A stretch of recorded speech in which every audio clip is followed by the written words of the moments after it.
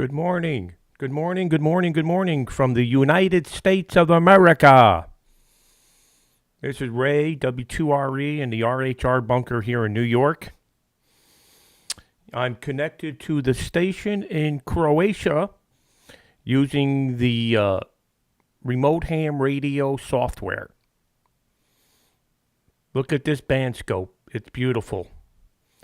So, we're going to play around here on a 9A5 United Sugar Alpha. That's my new call sign. Yes, I'm a licensed Croatian. Ham radio licensed Croatian with the call sign 9A5 United Sugar America. Pretty cool to have my own call sign from another country. And I can operate it remotely. And guess what? Anybody else in the world can do this. This is just not for me. If you're an amateur radio operator, I believe in the U.S. you have to be an extra call sign. I believe that's the case.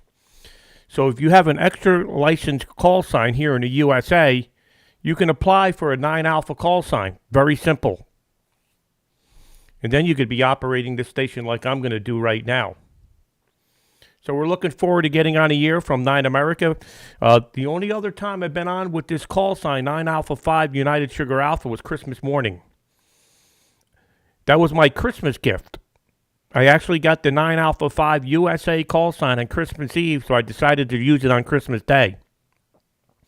So we're going to get on a year and go ahead here. So let me say hello to Massanori, Julia Radio 3, Italy X-Ray Bravo. Good evening, my friend. Happy New Year.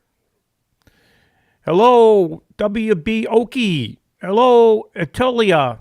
Papa Yankee 1 Oscar Alpha Radio. We got Rob in here. Yeah, I like the call sign.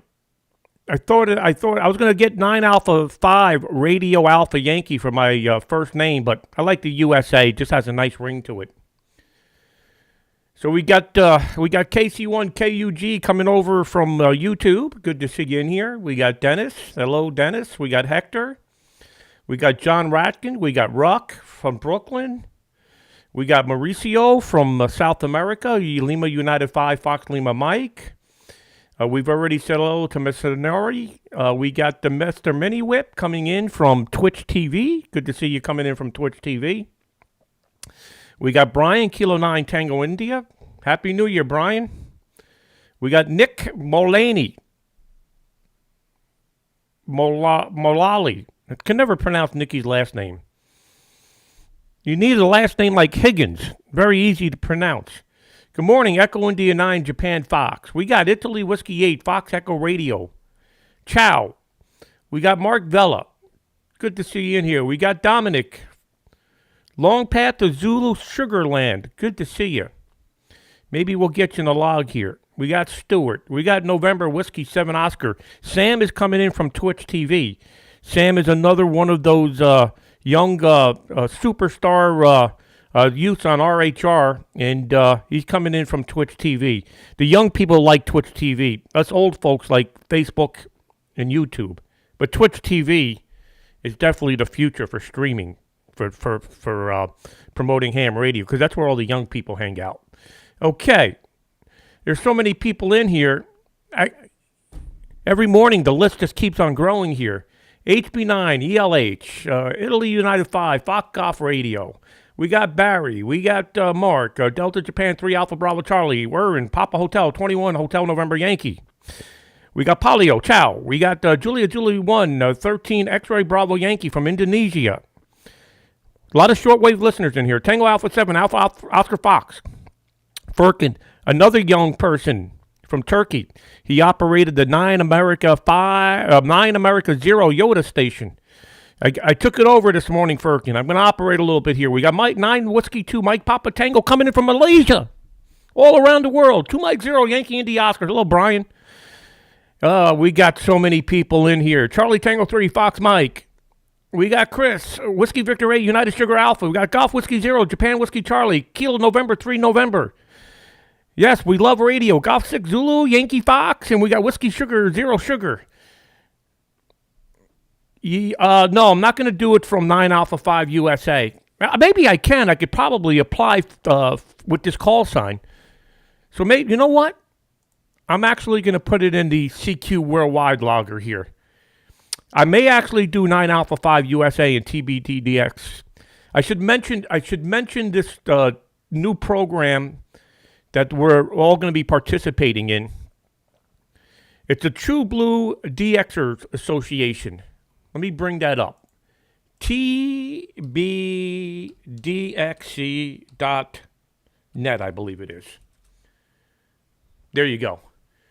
So the True Blue DXer Club has a great program. It's a year-long program.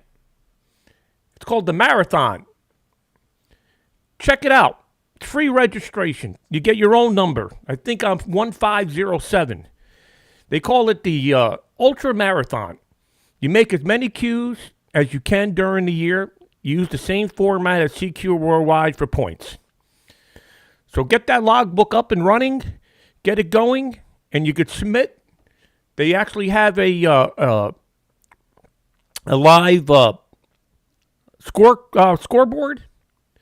So I'm going to start making QSOs for my TBDXC competition. They call it the Bands Alive, only CW and SSB. So check that out. It's free registration. So you just click, become a member. Let me see how easy it is to become a member. Very simple. Very, very simple. So here's how you join. Let me copy this and paste it in here. I just put it in there. That's how you become a member. I think this is going to be a lot of fun. Participating in a year-long contest. And the great thing about it is they allow live streaming. So I can't be disqualified for live streaming, which is great. And they allow remote operations. So these guys are on to something big. So I think this is going to be the future of competitions, I should say. All right. So before I get started, let me say hello to a few more that checked in here.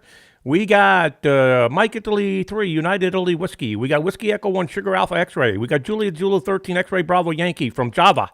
We got Mike 3, Delta Delta Quebec. We got Zulu 32, Tango Mike Kilo. And who else we got in here? We got Christopher Hidden. We got Fox 4, Golf Bravo Whiskey. Okay, I'm going to turn up the volume. I'm going to have to find a hole here. Mike Italy 0, Radio Echo. Good to see you. All right, let's find ourselves a hole here. No way. No way could somebody give me 14,200. Let's just see if that's actually open here. Is this frequency in use? Is this frequency in use, please? Is this frequency in use? Is this frequency in use? All right, let's give it a try. Hello, CQ20, CQ20. This is 9 America 5, United Sugar Alpha. 9 America 5, United Sugar Alpha. QRZ 20 meters. CQ20, CQ20, CQ20. 9 America 5, United Sugar Alpha. 9 America 5, United Sugar Alpha. QRZ 20.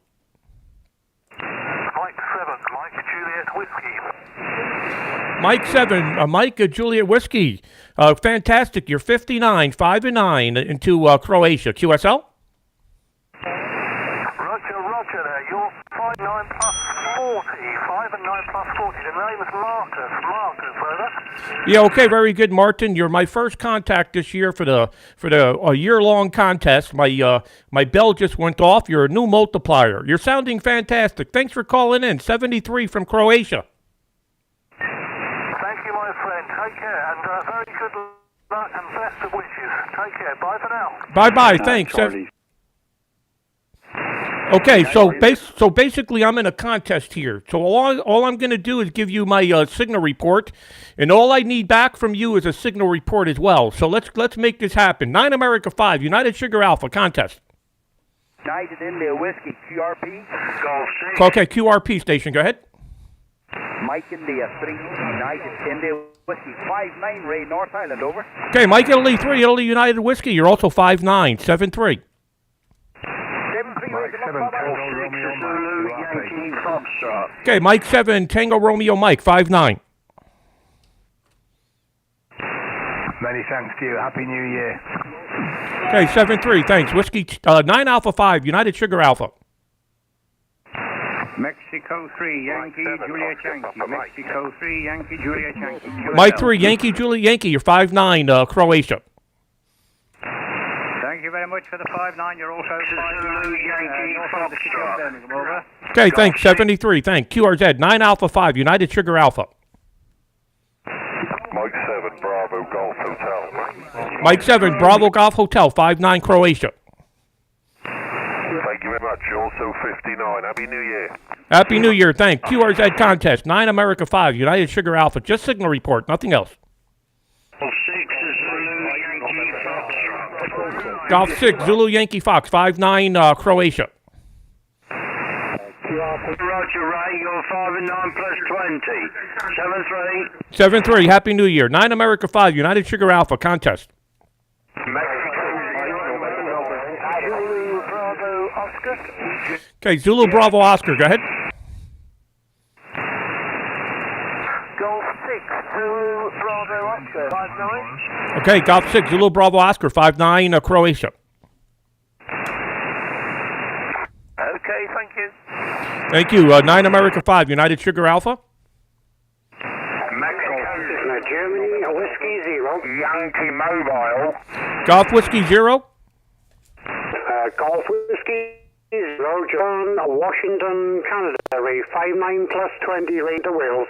Okay, Golf Whiskey 0, Japan, Washington, Canada. Very good. You're 59 in Croatia. Good to hear you. Bye-bye. 7-3. I'm just going to disconnect for one moment here. My connection's not very good. Let me try reconnecting. Sometimes I'll make a connection. Zulu 1, Echo Papa, Mexico. Okay, Italy Zulu 1, Echo Papa Mike, 59 Croatia. Roger, Ray. India Zulu 1, Echo Papa, Mike. 5 55, Roger. Roger, 5 and 5. You're my first Italian station during the contest. First multiplier from Italy. Ciao. 9 America 5, United Sugar Alpha. Golf 6, Mike, November Delta. November Delta, go ahead. Golf 6, Mike, November Delta. 5-9, UK, Ray. Good luck. Okay, very good, Lee. Good to hear you. You're 5-9 in Croatia, 7-3. Golf 6, Mike, November Delta. 9 America 5, United Sugar Alpha, 7-3. 7-3, good luck. Mobile. The Mobile station, go ahead. Golf 0, Bravo, X-Ray Lima. Okay, Golf 0, Bravo, X-Ray Lima, 5-9 Croatia. Roger, 5-9 to you also. Good luck. Thank you. 9 America 5, United Sugar Alpha contest. Mexico. Okay, the Mexico 0 Mobile, go ahead.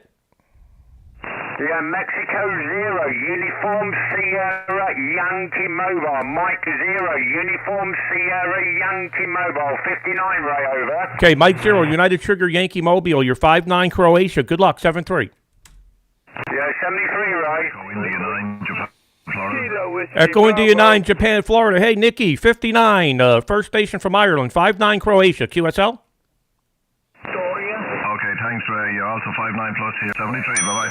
73, the multiplier bell just went off. 9 America 5, United Sugar Alpha contest. Something ending Zulu? Golf 1, Yankee, India Zulu. Okay, Golf 1, Yankee, Italy, Zulu, 5-9 Croatia. Golf 1, Yankee, Italy, Zulu, 5-9 Croatia. You're 9 as well, and North England. Okay, 73, thanks. 9 America 5, United Sugar Alpha. Lima Bravo, go ahead. Lima Bravo 7 Yankee 10. Okay, Lima Bravo 7 Yankee again. My connection's really bad. Lima Bravo 7 Yankee Hotel, you are 5 and 9 plus 10dB in the southeast part of Norway, QSL. Okay, Lima Bravo 7, Yankee Hotel, thanks. You're 5-9 Croatia. QRZ contest? Thank you for 5-9 Kilo Whiskey Bravo. Kilo Whiskey Bravo, go ahead. Hello there, Mike 6, Kilo Whiskey Bravo, you're 5 plus 20, over. Okay, Mike 6, Kilo Whiskey Bravo, you're 5-9 Croatia. Thanks. QRZ contest? Something, Oscar? Golf 1 India, Baker Sugar. Golf 1 Italy, Baker Sugar, 5-9 Croatia. You're 5 and 9 plus 20. Okay, thanks. Very good. I'm operating the True Blue DXC contest. It's a year-long contest. You can look it up. TB. Let me give it to you again. It's Tango Bravo Delta X-Ray Charlie.net. Not sure if you heard of it, but it's a year-long contest. QSL. Yeah, okay, I'll look it up. Thanks ever so much. Cracking signal. Okay, very good. Thanks. 73. 9 America 5 United Sugar Alpha contest. Golf 7 Echo India Oscar. Golf 0 Echo Radio Sugar. Okay, the Golf 0 Echo something Sugar again. Connection's really bad. Yeah, Roger. Golf 0 Echo Radio Sugar. 5-9 England. Also member. Okay, fantastic. Well, good to get you in the log. Put me on the cluster if you can. Golf 0 Echo Radio Sugar. 9 Alpha 5 United Sugar Alpha. Mentioned I'm in the contest. QSL?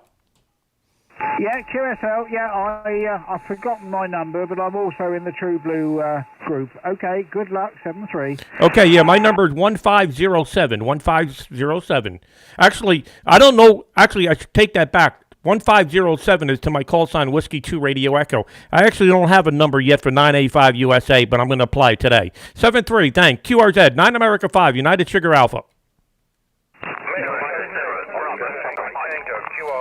Okay, the Mike 7 Bravo QRP again.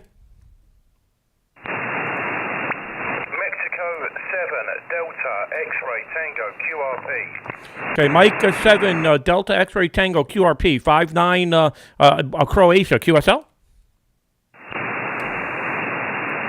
Yeah, Roger. You're 5-9 and 10 dB over here in the UK. Where's your QTH, QSL? I'm in Croatia. I'm in the country of Croatia. 9 Alpha, Croatia. I'm physically sitting in the United States operating the station remote. QSL? Oh, Roger. I wonder why you was hitting me. Very good signal there, but yeah, I'm running 10 watts, 10 whiskey on the ICOM 705 on an end-fed half-wave antenna there, but lovely to hear you in there, and wish you and your family a very happy new year and stay safe for 2021. From Mike 7 Delta X-Ray Tango QRP 73. Okay, thanks for calling in. 9 America 5 United Sugar Alpha contest. 2 Whiskey 0. 2 Whiskey 0? Yes, it's 2 Whiskey 0. Golf 8 Tango Kilo Yankee Mobile. To Mid Wales, 5-9. My name is Roger. Okay, very good, Roger. I got 2 Whiskey 0. What's your suffix? Echo India Alpha. Echo India Alpha. Okay, 2 Whiskey 0. Echo India Alpha. You're 5-9. QSL? Yes, thank you very much for the brief QSO. Good DXing. Okay, thanks. This is 9 America 5 United Sugar Alpha. Golf 6 Victor Alpha. You're breaking up. Yeah, I got a real bad connection here. I'm operating remote. I hear it on the receive side. 9 America 5 United Sugar Alpha. Golf 8 Tango Kilo Yankee Mobile. Romeo. Okay, the Golf 8 again. Golf 6 Victor Alpha Romeo. Okay, listen up. I got a real bad connection into Croatia here. I'm going to actually connect to the United States station, and I'm going to continue the contest from the United States with my home call sign. This is 9 Alpha 5 United Sugar Alpha, now QRT. Okay, I disconnected from there. I made 47 QSOs. That was pretty quick. 47 QSOs. So I'm going to connect to the United States. Let's see. Somebody's got 20 meters in Jonesport. That's my favorite station. Why do people have to use my favorite station? So I can't even connect to Jonesport 20 meters. I could try Jonesport 15. I don't know if 15 meters is open. I haven't been on 15 in a while.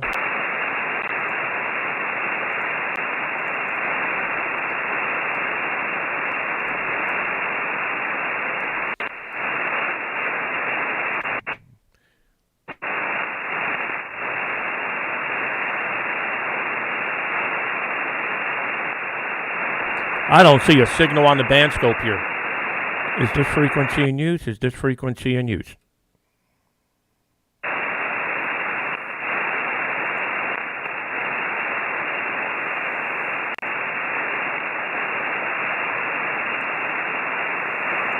All right. Well, probably going to call that a wrap here. So we got 21 minutes here on the live stream. So let me talk a little bit about RHR, since we have a poor connection. Maybe I can bring up some photos here. Sometimes we have to improvise here. So let me bring up some Google Photos here. Let's go to the Google Photos. Let's go to albums here. Let's go to albums. And I think the problem with the internet is on my end here today. The internet here in New York isn't very good. So, I build a lot of stations. And over the years, I've actually documented every station that I've ever built. And I got it in this beautiful Google album photo here. I have pictures of every possible antenna installation you can imagine, from step IRs to big opti beams, to using cranes, to using tram lines, anything possible. Putting up crank up towers, putting up towers with cranes, putting up towers with gin poles. We've done it all. So I want to talk a little bit about RHR and how it got started. Since we're off topic here, because my internet connection is not very good to Croatia, and that's on my end. It's not the Croatian problem. So here's a picture. Let me see if I can open this up a little bit better. So this picture is from 2010.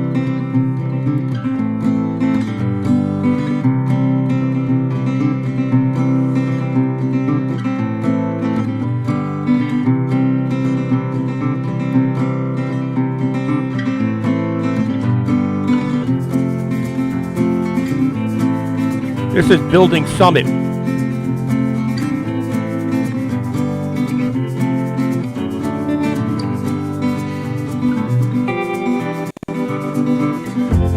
My wife.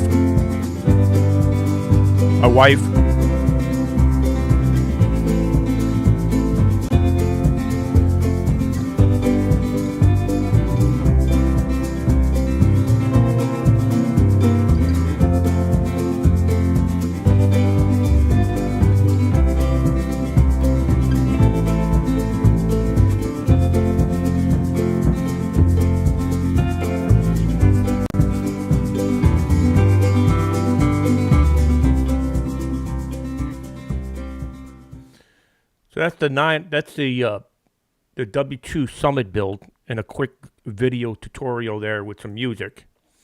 I forgot there was music on that. So that's one of the station builds we've done over the years. Here's a pretty interesting album. I hope I'm not boring. Let me know if I'm boring you. If I'm boring you, I'll shut down the stream here. Just let me know if I'm keeping you entertained here. So sometimes the wives climb.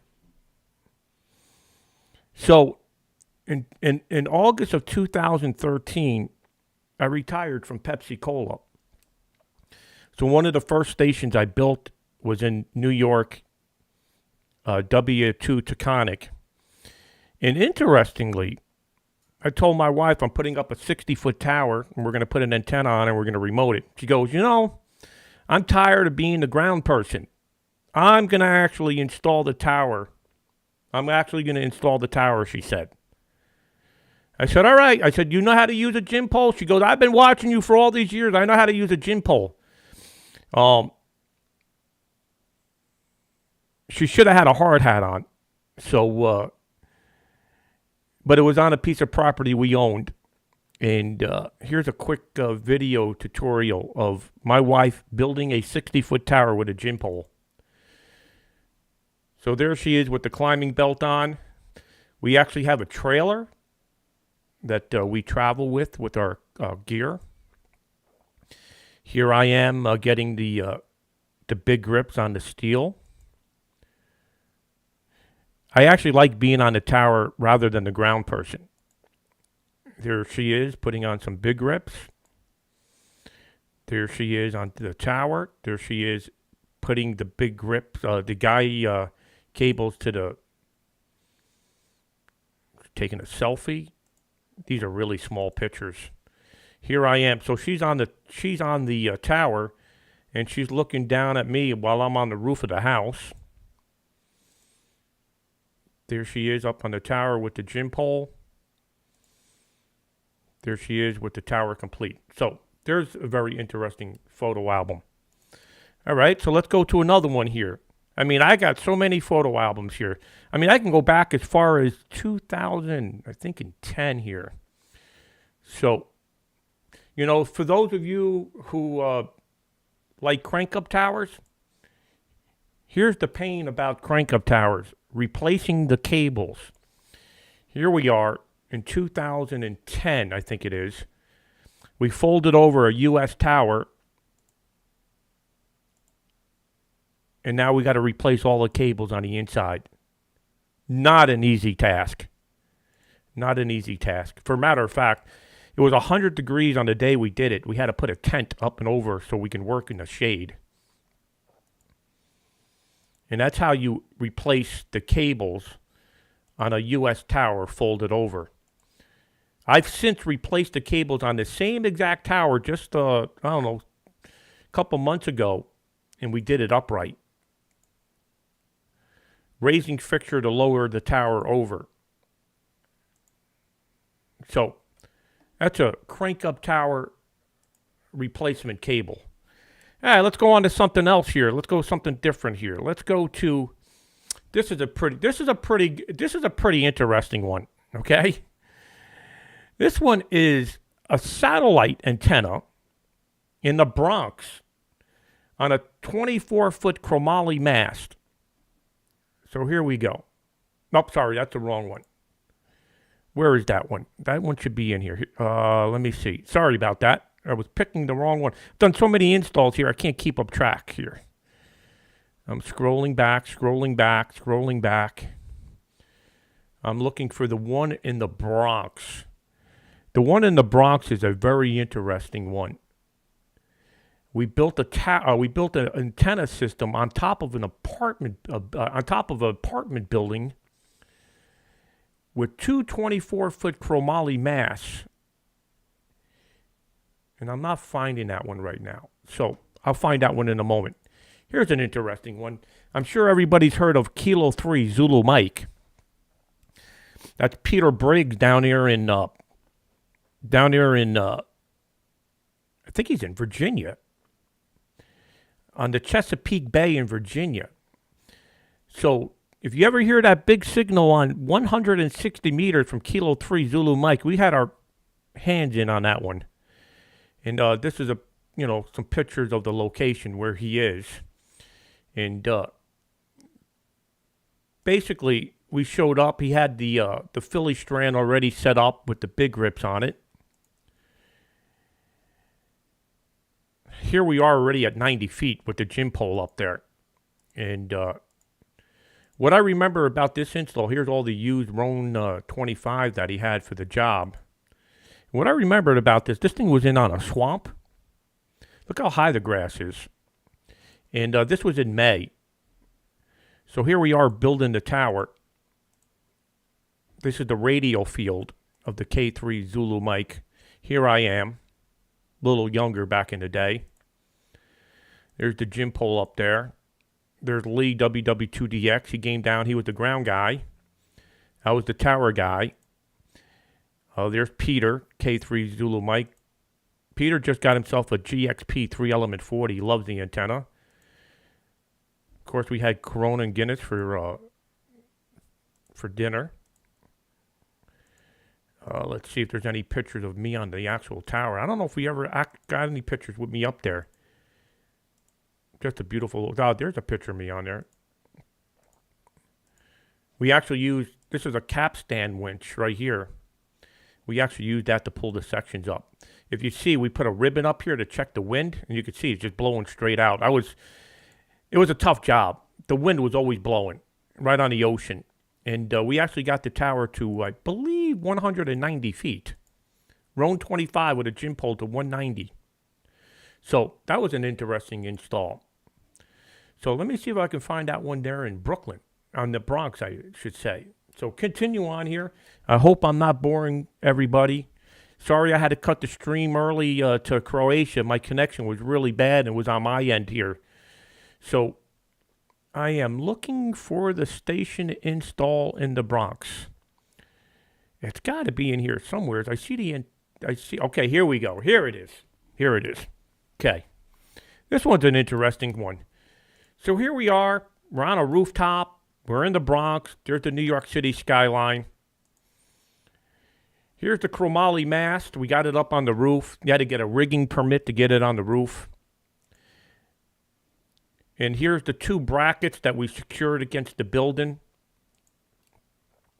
That's how we attach the mast to the building.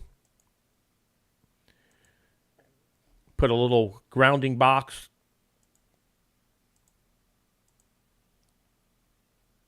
Here I am to the left, and this is Lee WW2DX to the right. Here we are attaching this mast. Okay, continue on, looking down from the roof, skyline. That's what the Bronx looks like. Bronx, New York from the skyline, from the rooftop. Okay.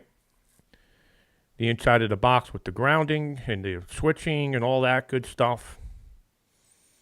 I'm going to go pretty quick through this. This is me building the satellite antennas at my home QTH.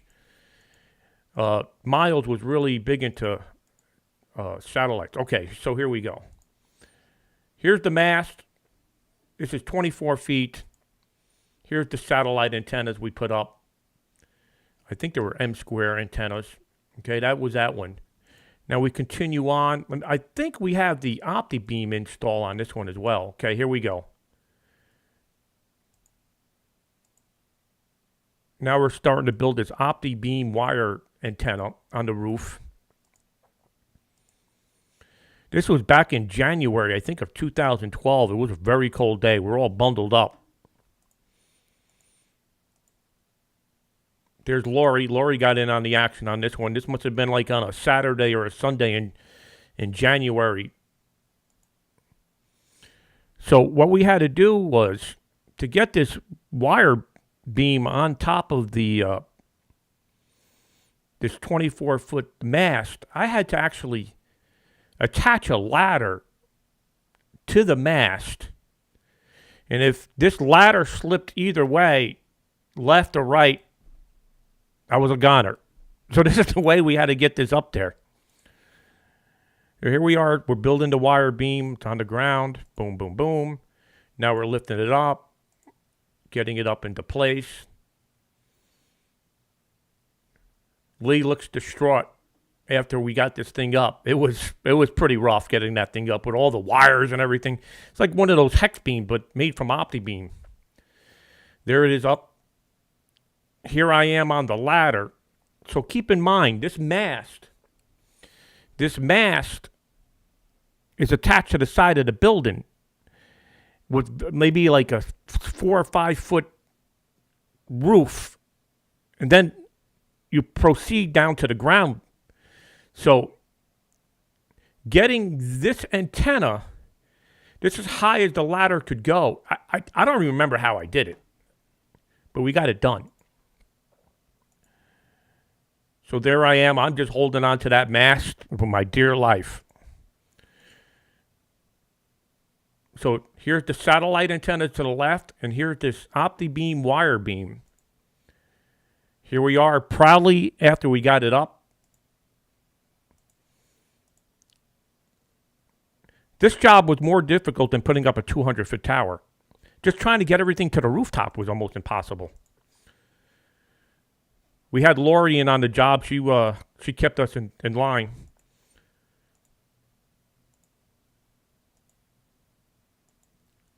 Here we are working on the switch box and everything. So here I am. So just put this into perspective. I'm about 6 foot tall. Look how high this mast is above the building. And we had to get that antenna up there. And on the other side of the building, it just dropped off to the ground. This is like 20 stories up. So we're way up there. We're well over 100 feet, maybe 20 stories. Yeah, about 100 feet.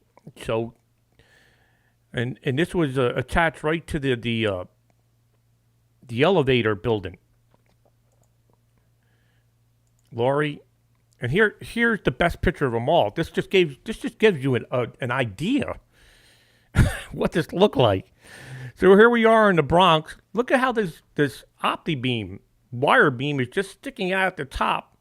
This is a 24-foot chromoly mast that we got from Array Solutions. To the left is the satellite system, and to the right is the OptiBeam wire beam. So that was a very interesting install. So Brian asked me a good question here, Macintosh. Can you talk about Gxp tri-bander stack and why you chose to go that direction? Okay, yeah, that's a very good question. Let me go to I actually have a pictures of the GXPs of all the installs, or most of the installs we've done with GXPs. Let me just find that album. I think that's a good album to bring up here. I'm looking for the album. Just stand by here 1 second. Looking for the album. You know, this show, there's no, we just go on the motion here. We just throw things together here. And this is why I think the show is so interesting for some people, because it's not scripted. We just go with the flow here. So before I get onto the GXPs and why we use GXPs, I want to show you an album of the bunch of the antennas that Lee and I have built over the years. I think this will be pretty good. It's got 227 pictures.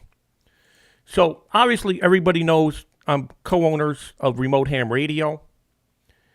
And we use cranes, manlets, anything you could possibly think of. And I'm seeing that these pictures are small. Okay, this one's on a rotating tower. Here's some antenna. You know what? Let me get back to this. I'll do this one another day. That's going to take time. So let me get to the GXP album here. QRX 1 moment as I look through the albums here. I'm looking for the GXPs. Okay. That's Walking Jonesport. This is Vermont. Oh, here we go. Okay. So GXP antennas that we've installed in the USA. And one of the first GXPs we ever put up is at our W2 Taconic location. These antennas went up in 2013. It's a really nice location, and it sits on a lake. And this is actually owned by myself.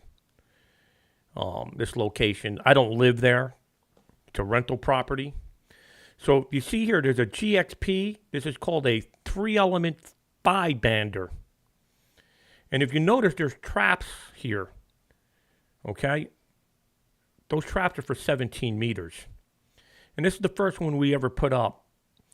And the way this became using GXP antennas, here in the USA, just about that time, I think 412 was going through some troubles, or they switched ownership, and that organization was a mess. And we were really hoping for 2X arrays to really get the ball rolling with his business, but that never happened. And we were not a big fan of OptiBeam because they have a square boom. Square booms bring nothing to the table other than having elements completely straight. Square boom antennas are not as strong as round boom antennas. That's a fact. So we decided that we needed round boom antennas that are strong, that are great performers, that can withstand the weather. So we took our chance, and the first antenna we ever put up was this Gxp 3-element 5-bander. It's a great antenna. This antenna's been up since 2013. Not a single issue. It's been up now 7 years at this location, and below it is a 5-element Gxp 6-meter antenna. And here's a couple more pictures from this location. The second Gxp antenna we ever put up, and this is going to Brian asking about questions here. This is a Gxp 7-element 7-bander. This was the second Gxp we ever put up in the United States, I think. And this is in our Eastport, Maine QTH. A couple more pictures from the Eastport. Here's me looking down the boom. So this gives you an idea of the quality of the material that comes out of Gxp. So this is looking down the boom, down the ocean. This antenna has been up since 2014, I think, or 15, something like that. The third antenna we put up, GXPs, were in W2 Quaker. I hate these smaller photos. I wish I had better camera back then. And these, right here on this tower, this is a GXP 4-element 5-bander, GXP 6-element or 7-element 6-meter, and a Gxp 3040. Again, we had good luck with the first Gxp, so we put a Gxp up in Eastport, survived the first winter in Maine, so we put this in our next location in Quaker, W2 Quaker. This is on an 80-foot tower. Here I am on top of the tower here in Eastport, Gxp 7-element 7-bander. Showing off my tiny arms there. Okay, now here we are. Now we're starting to really like these Gxp antennas. So this is my son Bobby, KC2UPN. This is before we had the house remodeled in Eastport, and we bought a bunch of Gxps, 3 tri-banders and a 3-element 40, and it comes in these big tubes. That's how they ship. They ship in these cargo container tubes. I can tell you right now, Gxp antennas are fantastic. If we were using anything else, I could tell you I'd have a lot. The most dependable thing we have is Gxp antennas. Really is. There's the two things that never fail. Gxp antennas and green heron controllers. Those two things, they just keep on ticking. These antennas are way more reliable than amplifiers and radios. I can tell you that. And that's the God's honest truth.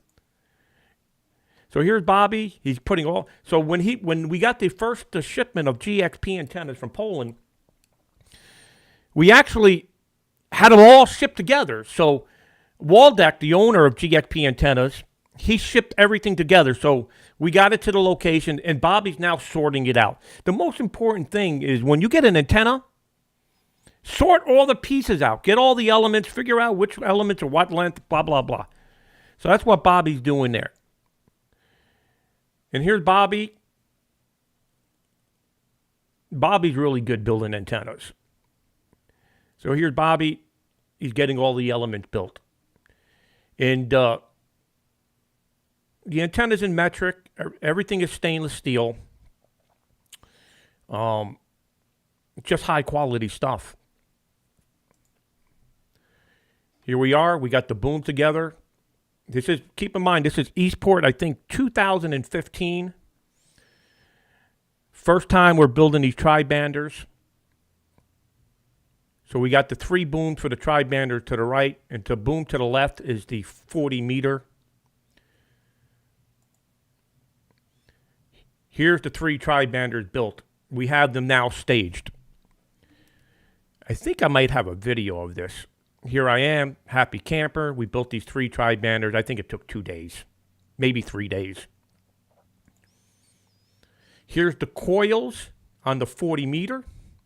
High quality. I haven't had a coil fail. And we have several of these antennas up for years, so no 40 meter coil failures. Here I am up on the tower. This is the 3-element 40. Before I got the boom strut up, this is what the 3-element 40 looks like. And this is the final product in Eastport. So you got 3 tri-banders, 16-3s. So basically, it's 4 elements on 20, 4 elements on 15, 8 elements on 10. This is the triple stack plus the 3-element 40 on 130 feet of Roan 55 rotating. It's a beautiful install, clean. Here's another view. Yes, we take a lot of pictures with drones, so it gives you a good idea what the QTHs look like with these tri-banders. Okay, so here we go. We're off to another location. If you notice up here, there's a TH7, and another TH7. Actually, they're the TH6s, I think. 1, 2, 3, 4, 5. No, they're TH7s. So these are high gains. Customer came to me and said, hey, I got these high gain TH7s. All the caps are starting to fail. The antennas have been up 20 years. They're not performing like they used to. Said, no problem. We'll come in with a stack of GXPs. Here we are. We're building the GXP 16 element.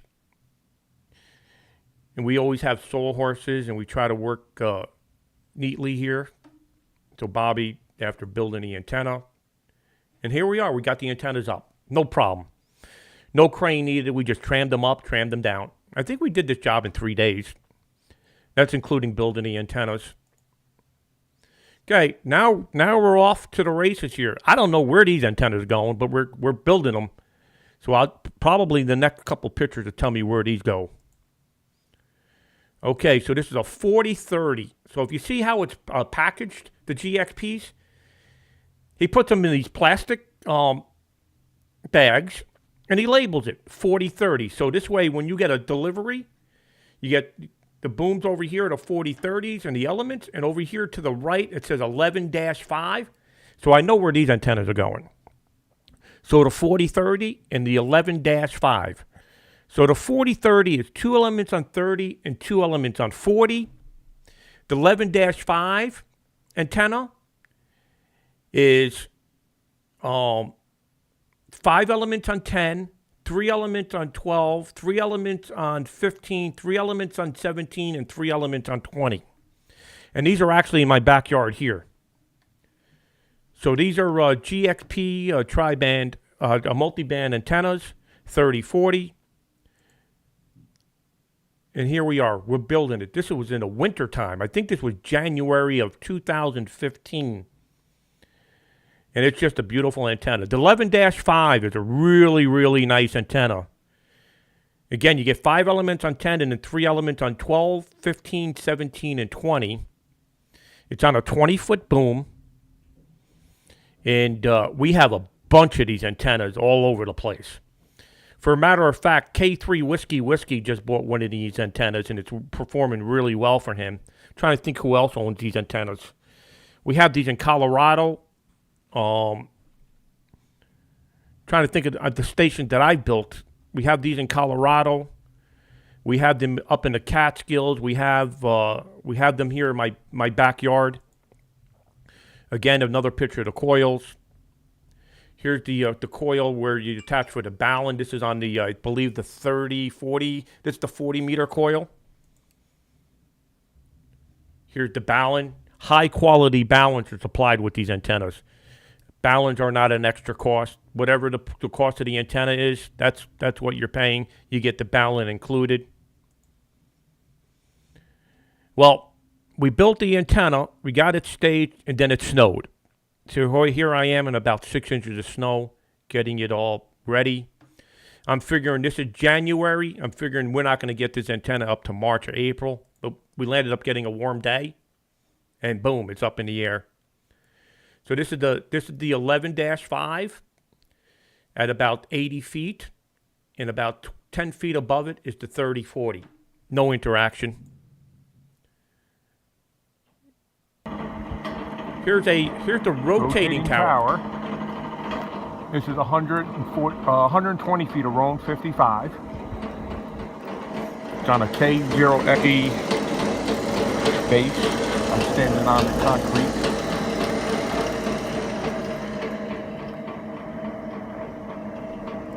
Coming up now over Europe.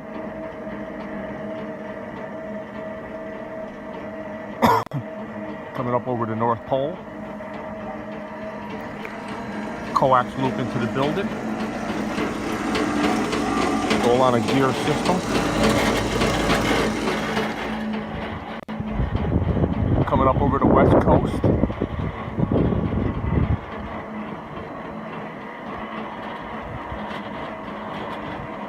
Roan 55 on a K0XG base. This guy right here is going to hit this limit switch. Or it's going to get close to the limit switch.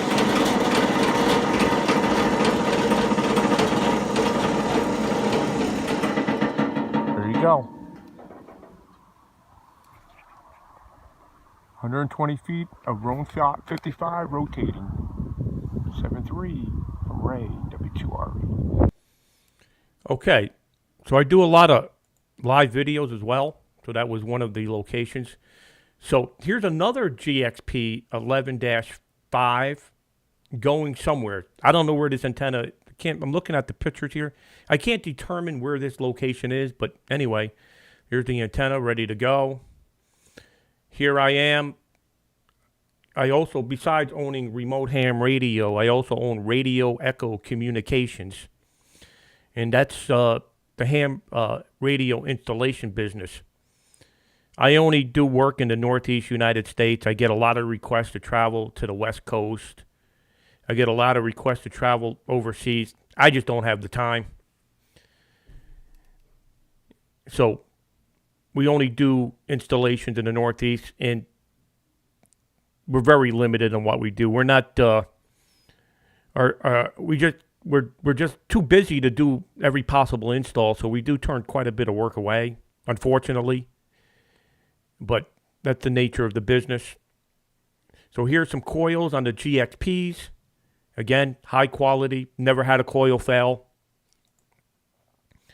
So this is a very interesting antenna. I bet you've never seen this one before. This is a GXP 6-element 20-meter Yagi on a 30-foot boom. It's 4 driven elements. 4 driven elements. And as you see, there's cross wires to each element on the 4 driven. There's the picture of the 6-element 20-meter. We have a stack of these in Summit, New York. Here's my 2 boys. To the left is my son, Ray Jr. He's actually moving to California tomorrow. And to the right is Bobby, KC2UPN. He's co-owners with me of Radio Echo Communications, and he builds a lot of Gxp antennas. He also co-owners with me of Gxp USA. So here's the Gxp antennas being built. Here's a really interesting one. I want you to see, I want you to really, this is the best, what's the word I'm looking for? I'm looking for that word. This is the best way I possibly can tell you the survivability of a Gxp antenna. This property got hit by a tornado. Yeah, a tornado. It ripped the siding off the house and the roof. If you look at the tower, above the tower, the 10-foot mast, the 10-foot Roan mast bent. The mast actually bent. The roof got ripped off, and the siding got ripped off the house, and the Gxp survived. All right, here we are with the 6-element 6-element 20s from Gxp. These are on 30-foot, 32-foot booms. I forget what the exact length is.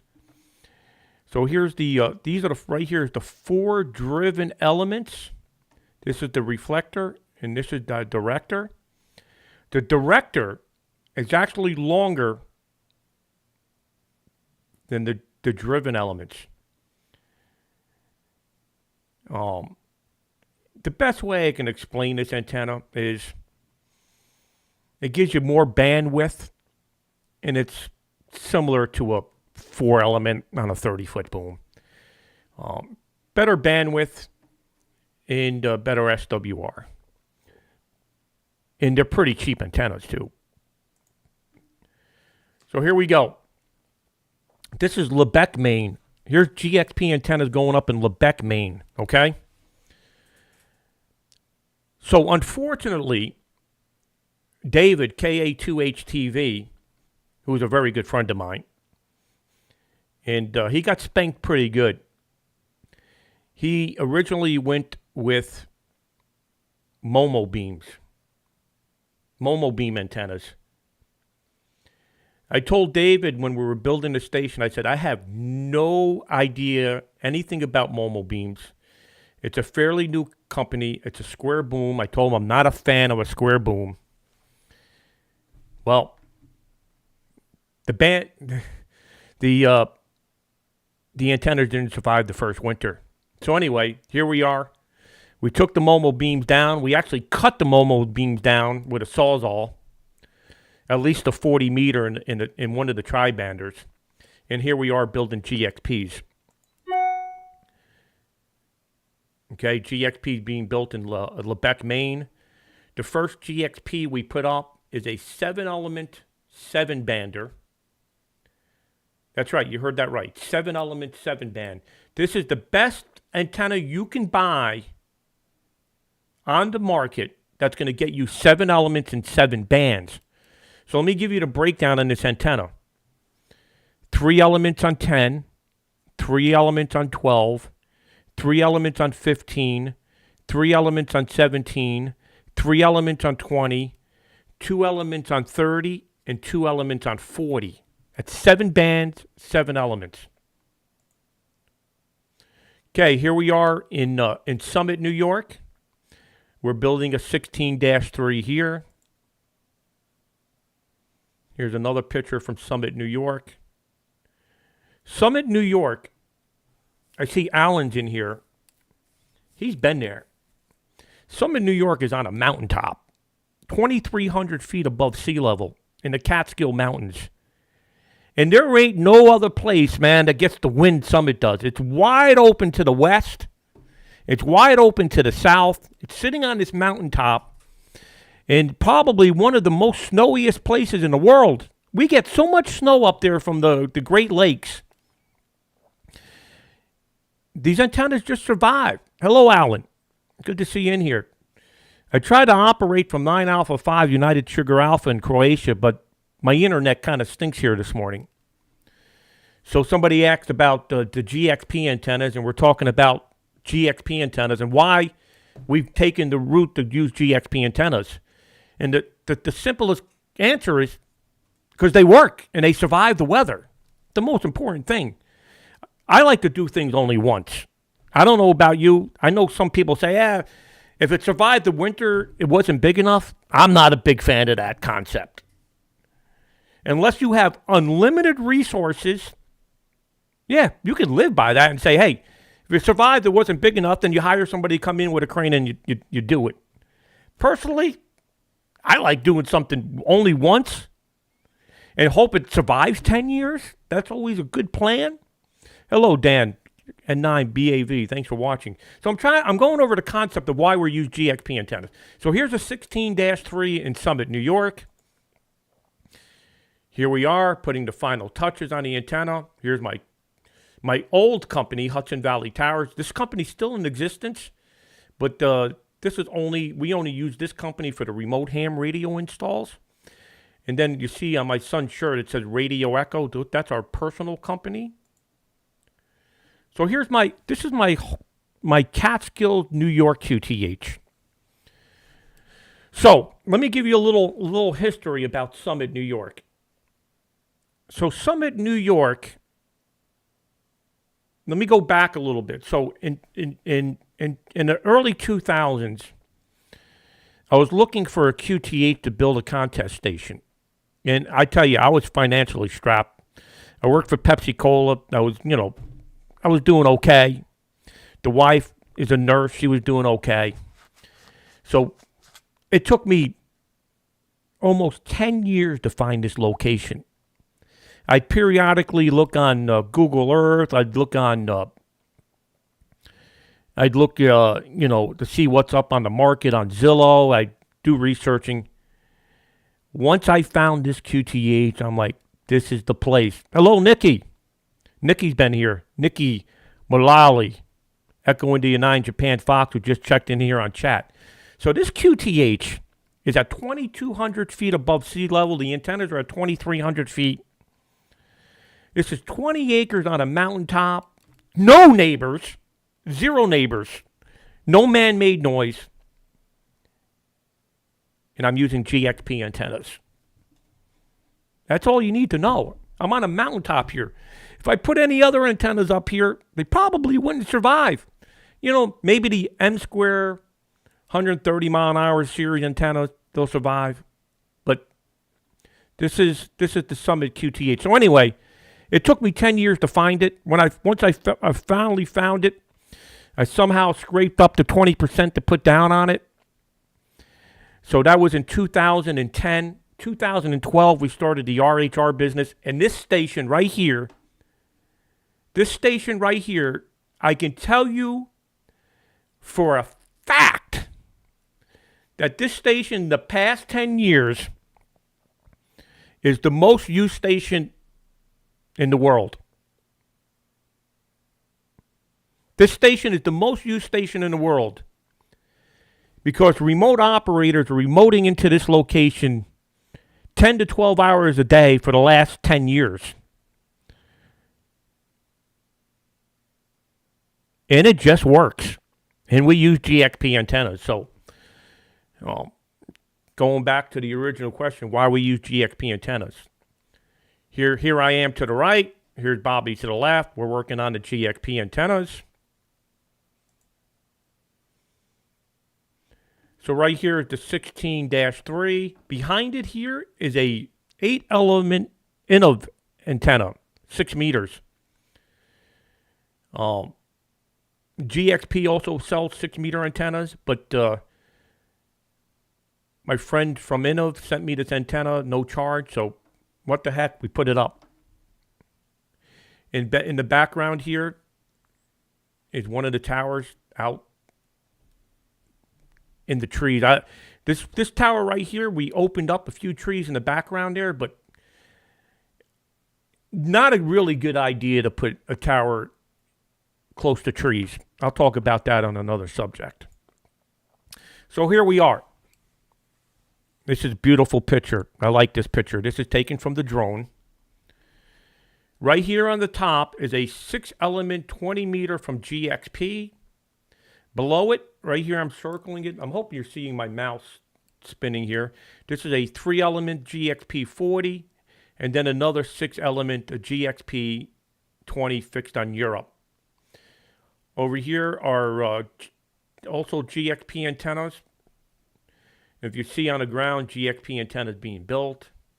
Back here, believe it or not, is not a Gxp antenna. These are actually, this antenna here is an OptiBeam, 2-element 3040. We got this antenna from a customer after we changed his antennas to Gxps. He told me I can have the 3040. So I took it and I put it up.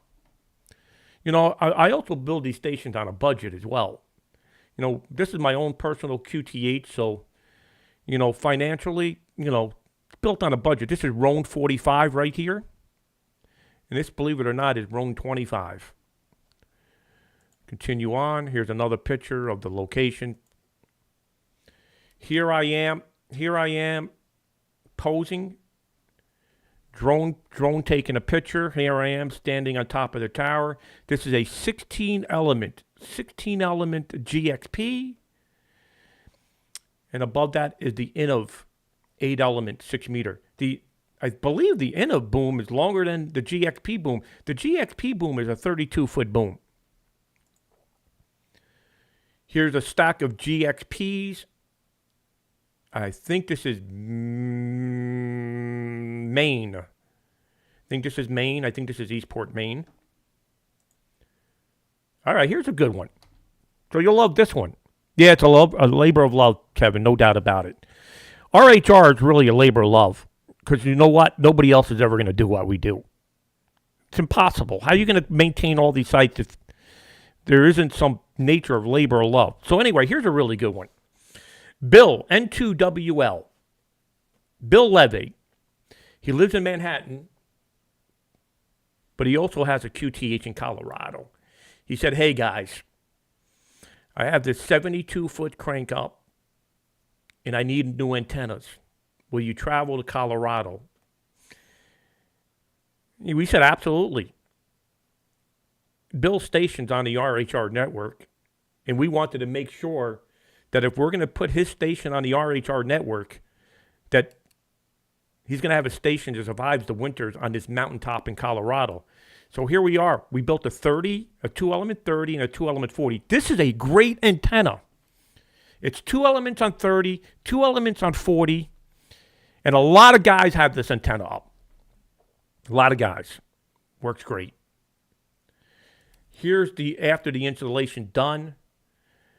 He's got the 11-5 and the 2-element 30-40.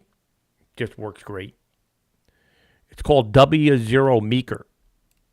Look at that. Bill has one heck of a QTH out there. Beautiful. Beautiful location.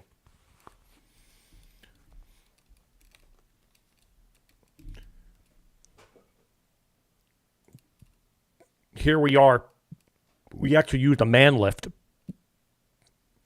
This is all the antennas on the 72-foot crank up. Probably about the max wind load, but we don't keep it cranked up all the way. Here's another picture just to give you a perspective. These are all Gxp antennas. All right, here's a really good reason why we went with Gxp. This is on a mountaintop in Vermont. This is K1 X-Ray Victor. I don't know if any of you know Ray. K1 X-Ray Victor. I'm going to guess around 2010 we put up a step IR. I think it was the Monster. I can't remember which model. Well, needless to say, didn't last. Step IRs are a great antenna, but they're a nightmare to maintain. And Ray K1XV, he said, you know what? I've had enough. I've had enough of this step IR. So here we come in with the Gxp 11-5. Great antenna. SWR curves are perfect. Here's the 11-5 on the ground, ready to go up on a Sky Needle crank up. And here's Bobby and I with the man lift, installing the antennas. Here's a really nice picture. This is looking down the boom in Lebec, down the Gxp, a 7-element 7-bander. Great antenna. 7 bands, 7-element, Gxp. Sitting on the coast of Maine. This has been up since 2016. No problems. Like I said, the most reliable thing we have on the network are the Gxp antennas, along with the green heron stuff. Here we are looking at the Sky Needle in Vermont. So on the top is some kind of cross bar, maybe 2-meter 440 antenna. But here's the 2-element Gxp 30, 2-element 40 on the same boom, and the 11-5. Again, we have a lot of these around, including Charles, K3 Whiskey, just put this combination of antennas up. Here is looking down the boom in Quaker. I'm looking down the boom of the Gxp. This is a 4-element 5-bander, and it's shooting over the swamp to Europe. Swamp is not quite salt water, but it's pretty damn good. 7.3 from Ray, W2RE. Okay, so that's looking down the swamp. And I think that's the end of the videos here. Let me, pictures. Let me just double check that. Yeah, so that clears up the Gxp antenna installs. This is only a small fraction of what we've done. I don't even have the Gxp installs in Jonesport. So maybe I should just go to Jonesport and just show you the Gxps we have there.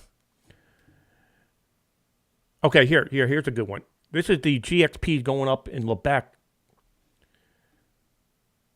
I actually have a video too. So here's Bobby and I. We built the 3 Gxp 16 element, there are 3 banders, 10, 15, and 20. And we actually have them staged on the ground here. To do this job, when you're doing it with 2 men, you have to figure out the best way to do this. Here's Bobby setting up the capstan winch on a tree. He's actually going to control the capstan winch while I control the antenna as it's being pulled up.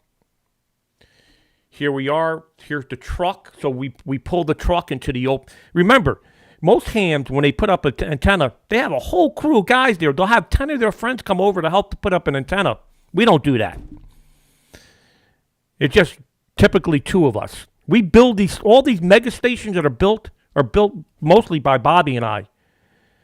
When it's crane day, we want a couple other extra hands to help us get the guy wires. Because when you're dealing with guy wires with a crane, you want extra hands there because you want to speed up the process because those crane guys get 500 an hour. So here we are. We got the truck in the field. We got a Gxp ready to be trammed up. This looking from the tower towards the antenna gives you an idea. It's about 100 feet away from the tower. Going to get trammed up. The beautiful part about being in an open field, you can tram these antennas up. Here I am. Of course, I got my helmet on in case the antenna snaps. It's on the tram line in the open field. This thing's probably at 30, 40 feet. Got the coax coming down, and I check it with the analyzer. Make sure it's good before we pull it up. Here it is riding up the tram line. This is a video.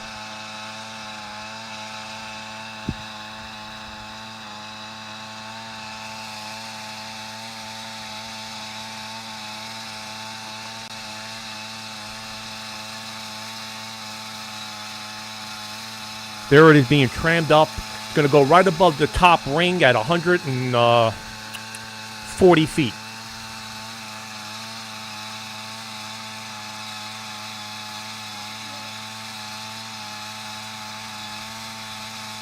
This is a 2-man operation.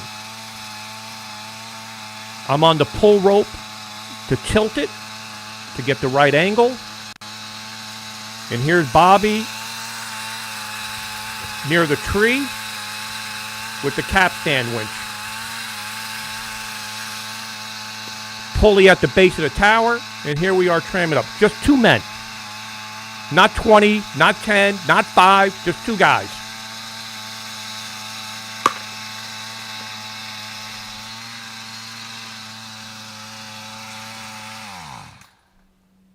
So that's tramming it up. Here we are tramming it up. More pictures. Now, once the antenna clears the guy wires, that's when I make my climb. I don't climb that tower until that tri-bander clears the guy wires. I do not want to be on that tower while the antenna is being trammed, because if something really bad happens, when we're tramming that antenna up, and that antenna snaps from that tram line, or I'm just thinking the worst scenario, it'll cut that Philly strand like butter. So I don't climb until we get past the guy wires. Once we get past the guy wires, I make my climb, and then I secure the antenna. There's Bobby. This is how we set up the capstan winch. Sometimes you have to improvise. So remember, we're 2 men. We have a truck in the field. So the truck was our guide point to the antenna. And here we are with the capstan winch, and we found a tree. Here I am securing the antenna. Okay, now I got the antenna past the guy wires. So now we come up with antenna number 2, coming up the tram line. Same thing. Checking it with the analyzer. Here's the third antenna, I believe. Or maybe that was still the second antenna going up. So now we have the one antenna at 140. The next antenna, I think, is at 105, I think. So we got the 2 antennas up, and there's one more going up. Here comes the third antenna coming up the tram line. This one's a lot easier because lower to the ground. Here's Bobby on the Capstan Winch. So here's the 3 tri-bander Gxp 16-3 in Lebec with the 3-element 40 Gxp on top. This is on a rotating tower. Keep in mind, we had to put these GXPs. So Kevin, yeah, good question. Yeah, if you have any questions, ask me questions. I'd be more than happy. I can just ramble on here all day. I could never run out of content here. I could tell you right now, I could never run out of content. I got so much stuff that I've done over the years. So it took us a day. So this is how this went down, Kevin. So we had 3 Momo beams. One of them actually failed and snapped in half. So I had to go up there and cut that with a Sawzall. And then we trammed down the other 2 Momo beams. So that took 1 full day. So we trammed down the 3 Momo beams. That took 1 full day to get those antennas down. To get these 3 antennas up was another full day. It was about a 10-hour day to get these 3 antennas up. Because setting up the tram line takes time. It's the preparation work that takes time to tram these things up. So keep in mind, the Momo beams took a day to get down, and these took a day to go up. And it took probably 2 full days to get the 3 antennas built. So we work much quicker than most. We're very efficient just because we just have years of knowledge doing this. So here's the three antennas on the tower. And the beautiful thing about the GXPs, all the hardware, stainless steel, it's all beautiful. So here's the custom plates that mount to the tower. This is high quality stuff. Custom. You ask Waldeck in Poland, he'll give you whatever you want. This is the great thing about Waldeck. This guy's really good. And if you look at the plate, this ain't no cheap stuff. This is high quality stuff, all stainless steel.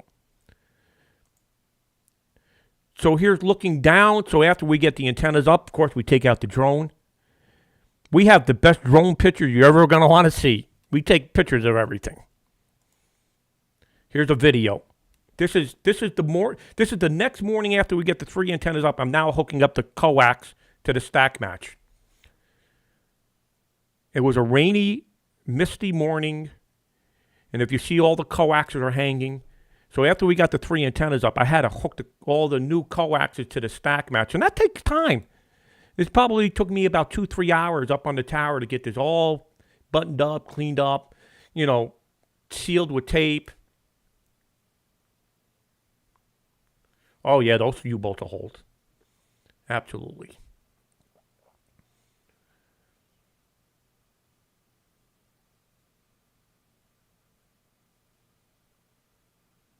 So here we are coming up the drone. This is the antennas. The top antenna is a 3-element GXP 40-meter Yagi. You know what the funny part is? We had a 4-element full-size 40 from Momo Beam up there. We put up this 3-element GXP shortened version, and David, the owner, said, "I think the 3-element's working better than the 4-element." I told him, I'm a big believer that when you start getting into the 40-meter category, especially when you're on the coast of Maine, you don't want to go with full-size 40-meter Yagis on the coast of Maine. You're just asking for trouble. So I'm a big believer in the 3-element shortened version. We actually have a 4-element shortened version. So that's the Lebec install with the GXPs. So I wanted to go to the Jonesport GXPs.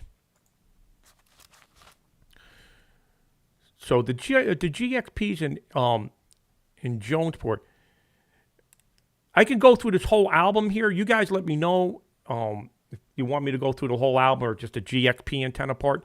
But here's my QSL card. To the left here are GXP antennas. Of course, the remote ham radio logo. Here's my call sign. It's a nice QSL card. My QSL manager is Echo Bravo 7 Delta X-Ray. Here's the location in Jonesport. It's right on the Atlantic. Corey wants to see the whole album. Okay, no problem. So we'll start off here. This is a picture of me and Nikki. To the left is Echo India 9 Japan Fox. This is Nikki. Here I am. I haven't even closed on the property in Jonesport, but I knew it was a done deal. Nikki flew in from Ireland in 19. I'm trying to think. 19. Nikki flew in May of 2019. Me, Nikki, and Lori, we drove up to Jonesport. I wanted to show Nikki my location, the new location. So I bought Jonesport, 22 acres, $45,000. Just put that in perspective. Here's the my QSL card. Here's the location. So Jonesport. So I really like these old maps because the old maps give you an idea where the swamps are, where the salt water is. So Jonesport is on a hill called Hall Hill. You could probably look that up in the Jonesport-Addison borderline. Look up Hall Hill. Jonesport's on top of that hill.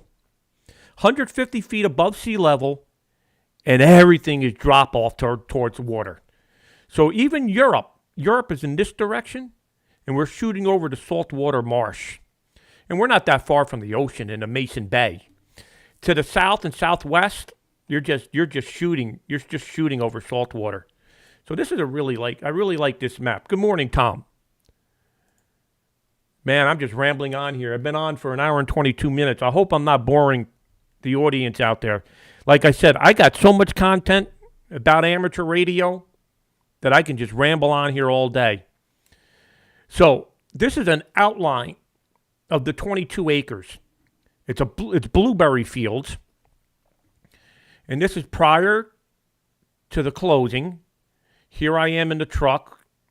I believe Nikki's with us and Lori. We took the drone out. Lori, my wife actually flies the drone. I'm scared of those things.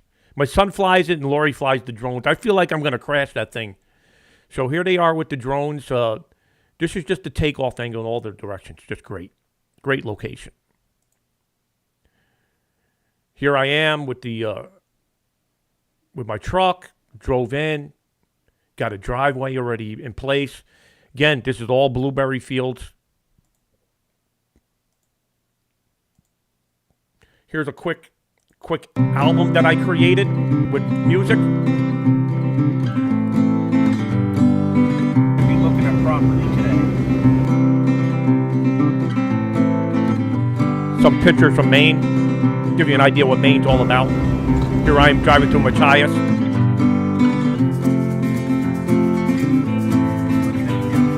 Salt water. Blueberry fields.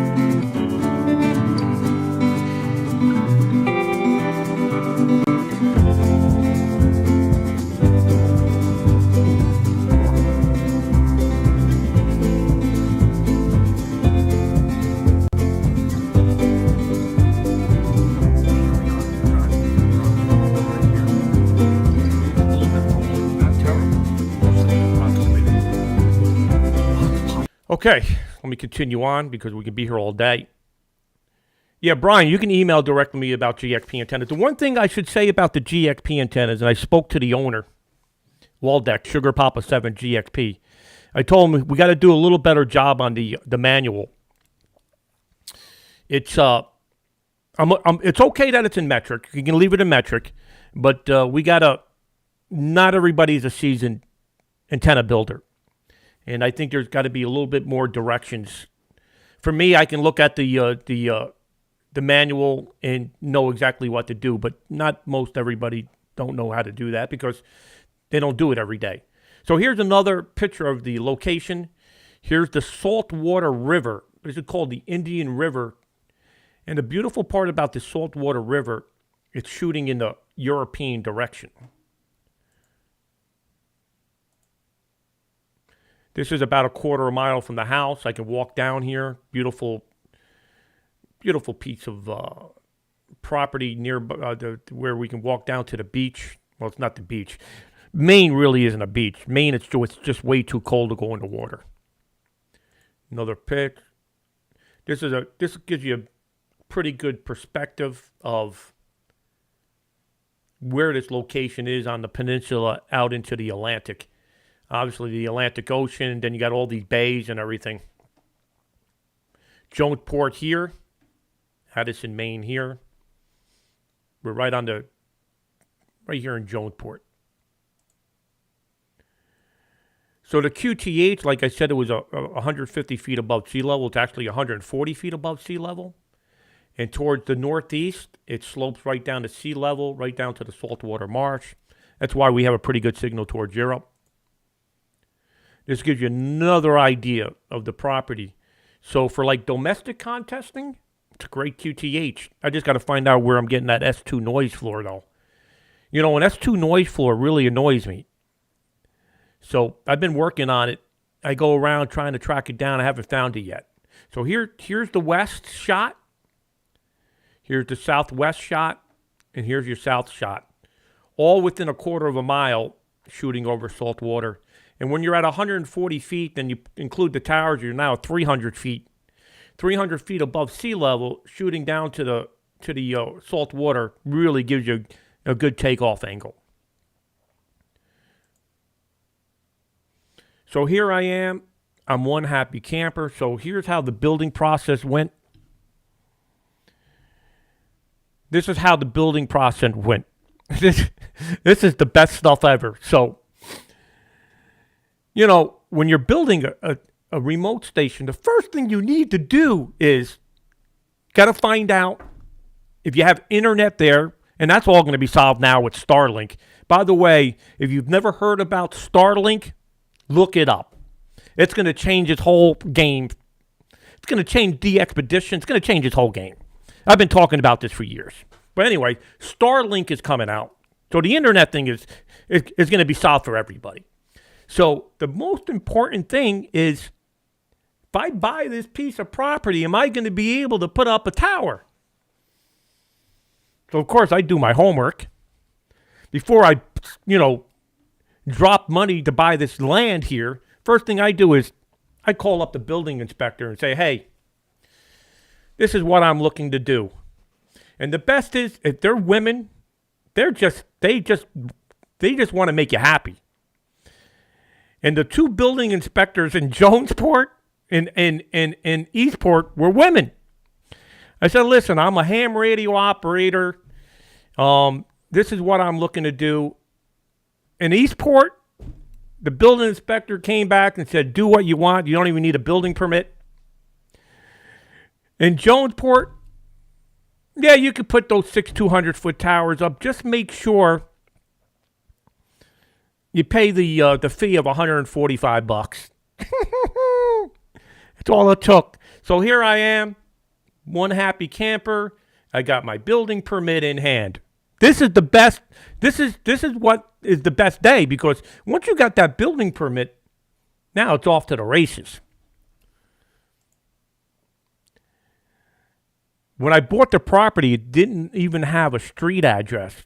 So when I called up the cable company, they said, we can't run cable into your property because you don't have a street address. This actually took some time. I had to call the town. The town had to do something with the state of Maine, and I finally got the street address, 1262. So we made a sign and we put it on the tree to make sure that the cable company could see it so they can run the cable. Here it is. I put the 1262 sign right on a tree. Like I said, we like to improvise. Here I am with the company truck and trailer. So the first thing we need to do is we need to get a building on the property. I hope I'm not boring anybody. If I'm boring you, please let me know. I'll stop. But here I am. I outlined where the first building was going to go. I threw some gravel down just to make it nice and level. First time we went up there, we brought a bunch of stuff. This is Roan 25. I'd never used it. Here's a bunch of Gxp aluminum. This is the Gxp 7-element 7-bander we're going to build. Here's the building. First building dropped off. 10 by 12, I think. With a metal roof. I think this building cost me about $2,000. And this is where we run the electric and the internet to. We had to have a telephone pole dropped in. The telephone pole was pretty expensive to get in there because they hit bedrock when they drilled into the ground. So the electricians up there in Maine are great. They always ask me before they do the installation, do you want a backup generator? And of course we do. So here they are. They're putting in the Generac switchover. It's a lot easier to do this from the beginning to do it later. So here's the building. Like I said, it's a 10 by 12, nice wooden building. Here they are. They're running the 200 amp service. Here's all the outlets being put in. Remember I said blueberries? And there's plenty of them. Blueberry galore. So, you know, we do all our own work. We don't outsource anything. My son Bobby on the excavator digging the first holes. Well, I shouldn't say we don't outsource. We do outsource sometimes. Or we outsource when it makes sense. So here's the story with this. So me and Bobby, we came in here with the excavator, put up the first tower and guy anchors, and it took us a whole day to get these holes dug. So I found a guy local who had his own excavator, and he came in later and dug the remainder of the holes. But we tried to do it on our own the first time, and we realized that, you know, we don't know the soil in Maine, and we don't know how to get around this rock. So here's Bobby on the excavator.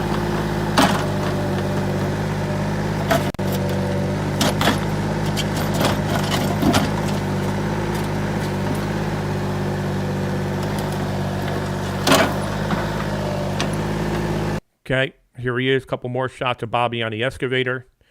Okay, so after we have the hole dug, there's two ways of doing Roan sections.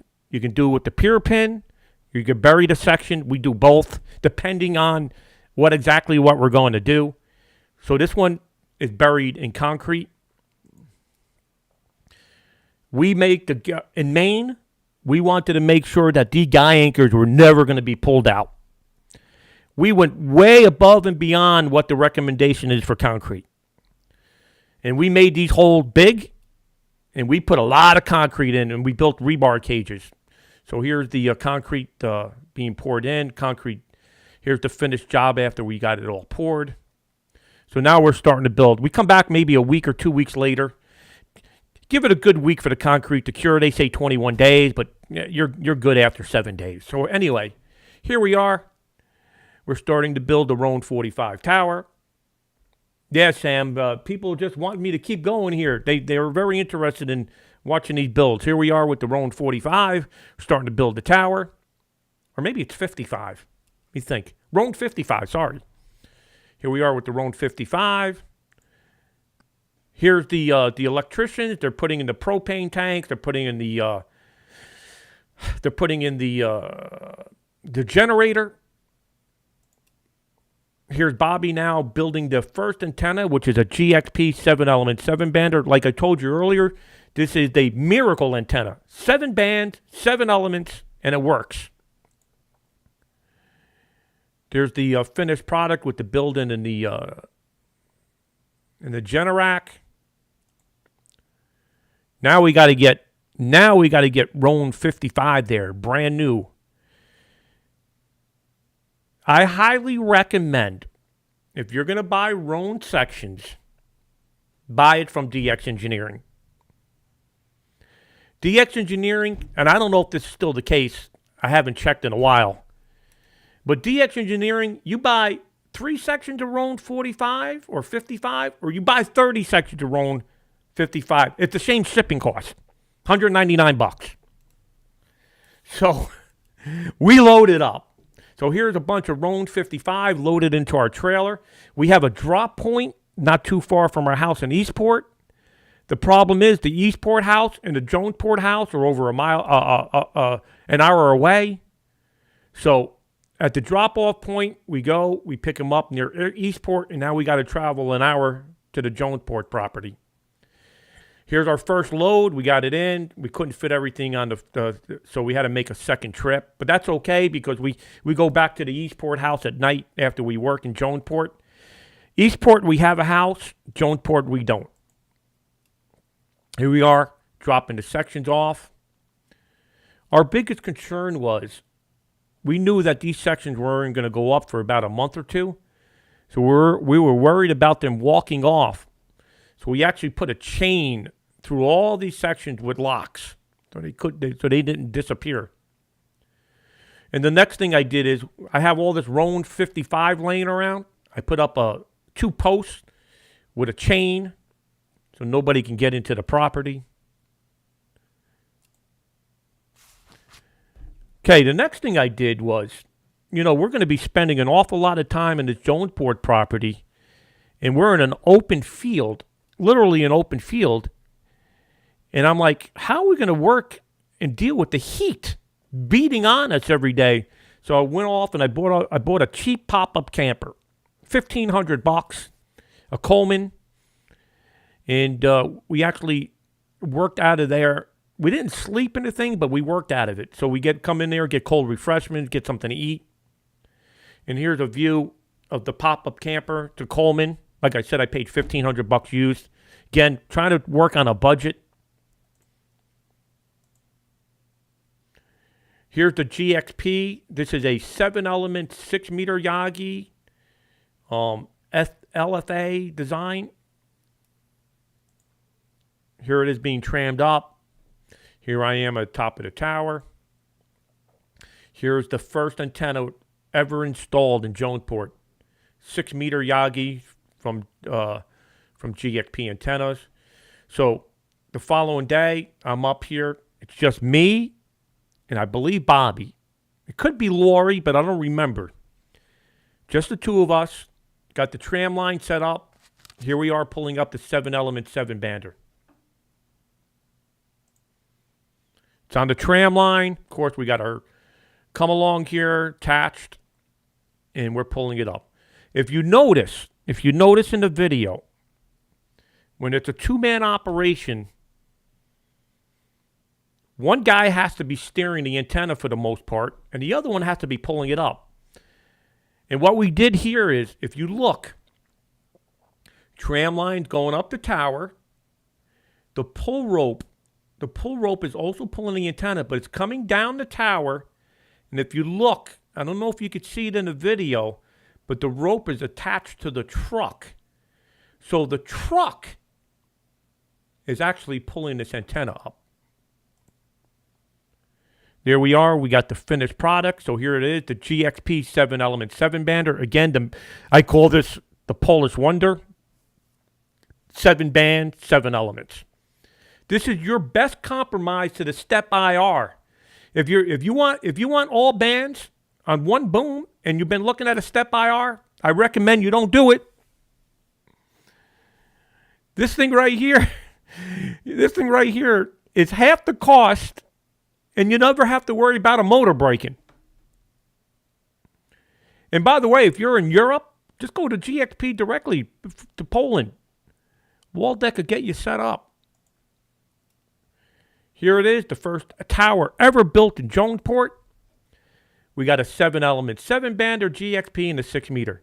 Believe it or not, this was just a test. These antennas are no longer on this tower. We just put this 90-foot tower up, or 100-foot tower, I don't remember the height, just to do a test to see if the location was going to be good before we go drop a ton of money to make sure, everything's okay. And what I did notice After I put this tower up, we had line noise. If I didn't do this test antenna and I built this whole station, I would have really been upset with that line noise, but it turned out to be a street light a mile away. And we're able to turn the 6 meter. See, what's great about 6 meters, it's high gain antennas. You can usually pinpoint where that line noise is coming from. And it would happen to be a street light. It was a quick fix. Here I am looking down the boom of the Gxp 7-element 7-bander. We call it the Polish Miracle. Here I am. We got everything wired up, ready to go. Here I am on the tower, Gxp 7-element with the 6 meter. Turnbuckles. This is where it gets the turnbuckle dilemma. That's what I call it, the turnbuckle dilemma. Roan gets like $80 a turnbuckle, made in the USA. Then you can go with the stuff out of China. I've never had one of these Chinese turnbuckles fail, but I also protect them if they ever did fail by putting protection with cable around them. So it comes down to the turnbuckle dilemma.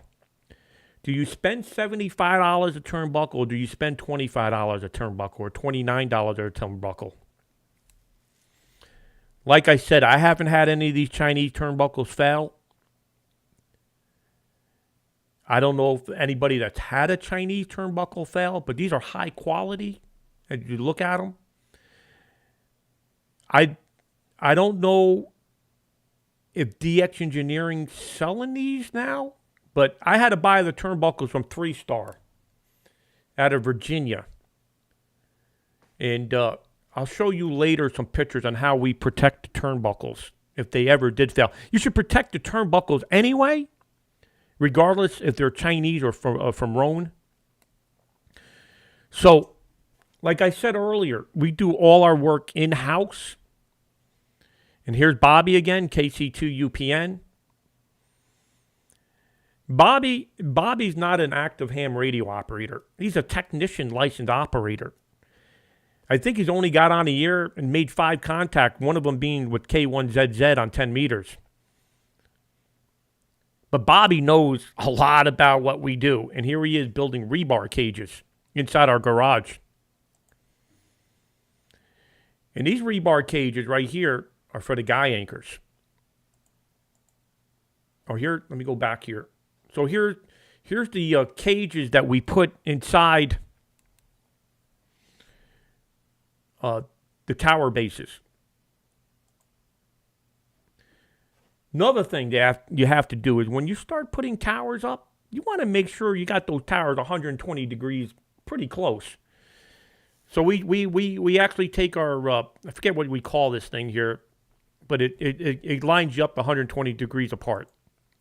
There's a name for it, just escaping me.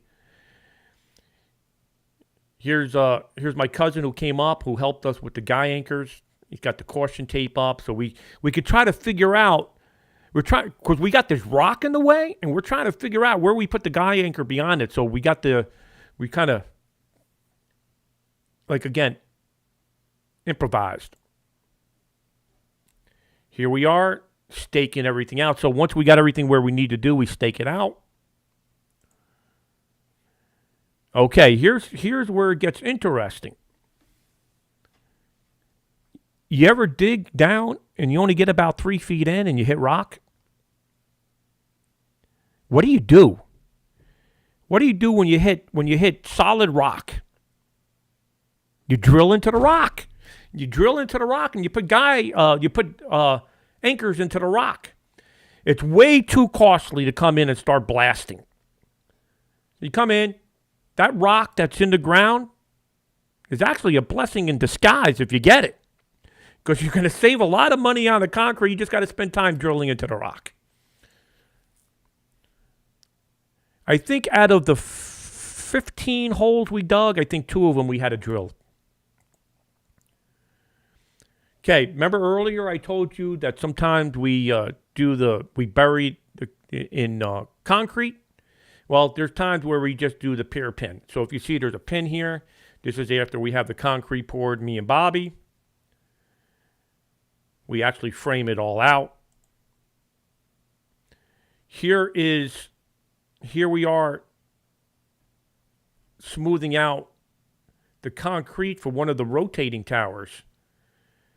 And we make these bases pretty big. We try to get down to 4 feet, and then we try to get at least 18 to 24 inches above. Hello, Connor. Here's the sections ready to go on this tower. There's the pier pin base. Make sure everything's level. Here's some more sections. This is the actual pad for the rotating tower. You'll see more why we do it like that. Here's the pier pin base. Here's the K0XG on the base. And it's got 4 legs with 8 bolts. So we drill into the concrete and we put in these anchors. I think they're 1/4 inch by 8 inches, 7.5. I forget what the lengths are. And basically what you do is you drill into the concrete, you bang on the top of the bolt until it's pretty much all the way in, and then you just crank it down with the nuts, and this thing will never pull out. Here we are bringing in our first load of used tower sections. We had to bring a tractor trailer in. Here's a lot of 7/8 hard line. Some used stuff that came out of the tractor trailer. Good morning from Maine. And we're loading up tower sections. We got hard line. We got antennas. We got more tower sections. There's one of the tower bases. Okay, continue on here. All right, so here we are. We know we got a crane coming. So we start building a tower on the ground. There's the tower being built. Now we're getting our UPS delivered. See these orange containers? These are Gxp antennas. This is how they're delivered. Here I am pulling off the containers, and they were endless. This UPS guy was like, I don't know, man. These things are really heavy. Here we are. Gxp. Remember earlier I said sometimes it just makes sense to outsource? Well, here we are. What's going on here in Eastport? Jonesport. Okay. Digging.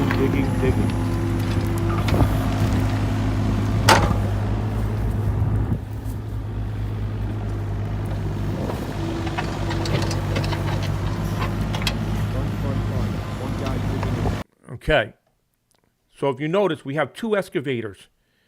One guy here is working on the road. One guy here to the left is digging the trenches because now we got to run electricity to these buildings that we're going to put on the property. Here we are, Gxp antennas. This all happened because somebody asked me about Gxp antennas. So here we are. Look at all this aluminum just spaced out. Believe it or not, we built these 5 antennas in 2 days. But there was 3 of us. Bobby mostly worked on them. So here's Bobby. Remember I told you about the pop-up camper? Well, we staged the pop-up camper for our hardware of all the Gxp. I mean, this is a lot of hardware here.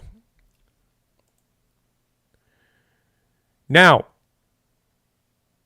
we're having a crane come in, but we want to try to use the crane time to the best of our time and ability. So we actually side mounted the monobanders on the side of the tower, already attached.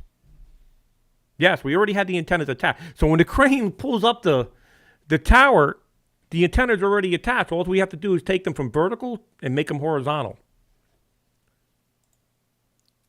Here's an actual picture from the drone. And if you see, the antennas are already attached on the tower, and the crane is not even here yet. Now the crane shows up. Prop pitch motor. Crane, here we are. Here's the K0XG. Here's our trench. Here's the tower's already being set up. Here's the crane company coming in. This crane requires a tractor trailer to come in as well because the weights are so heavy that they don't even sit on this crane. Here we are building the antennas, getting ready for the crane. Here's the Gxp 4-element 40. This is the 4-element 40 Gxp, and there's a lot of side trussing to make sure that this antenna is secure. We actually had a nice rainbow while we were working. More crane. Here's the crane getting ready. Here we are. We're now installing antennas.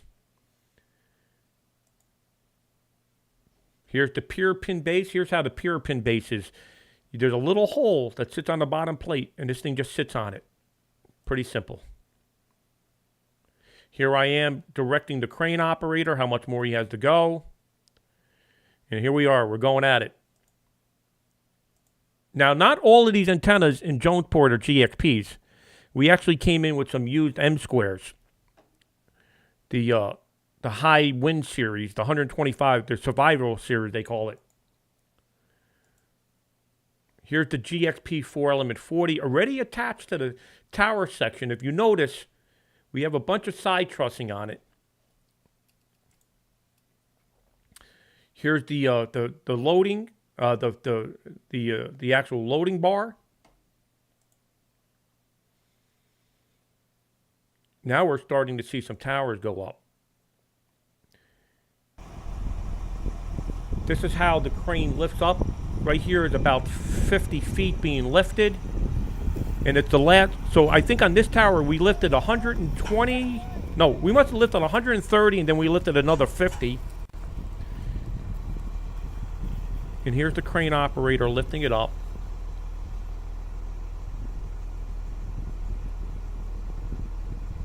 If you notice, we already have the guy wires already connected to the ring. And there's 3 of us on crane day. You need a lot of extra hands. So you need at least 3 to 4 guys on crane day. And here's each one of us on a guy wire. So when the crane lifts it up, it doesn't get tangled up in the other guy wires. So there's actually a method to this madness. So here's the section being pulled up. This is about 50 feet. 130 feet's already up. We can lift 130 feet in one shot with the crane. So this is the second lift, second pick of the 180-foot tower. Crane pulling it right up into place.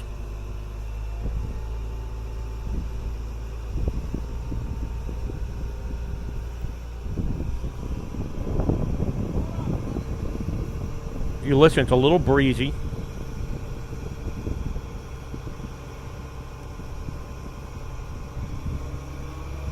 Yes.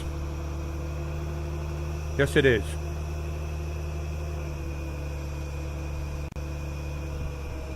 Here it is coming into place. Now we got to direct the crane operator, because the crane operator really, he could see somewhat from the ground, but he can't. To get those 3 legs lined up to the other 3 legs, you have to direct that crane operator. So there's a walkie-talkie up there, but hand signals work pretty good. Hey, Nikki, yeah, thanks for watching. And watch the crane operator bring that section right into place.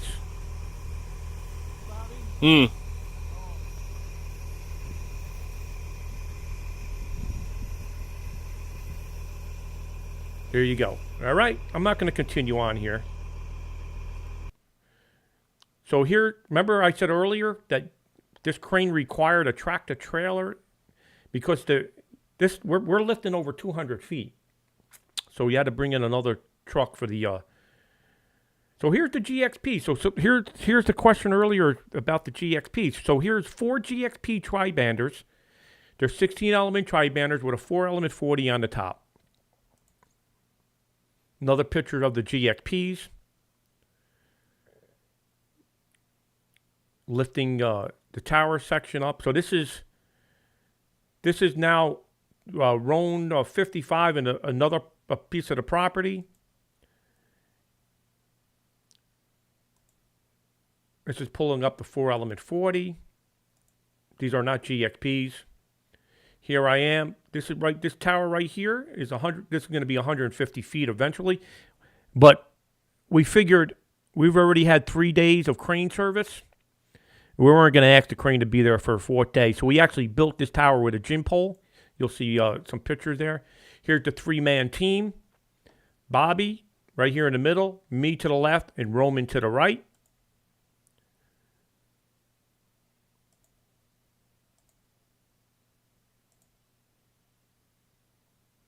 Here's a nice quick video.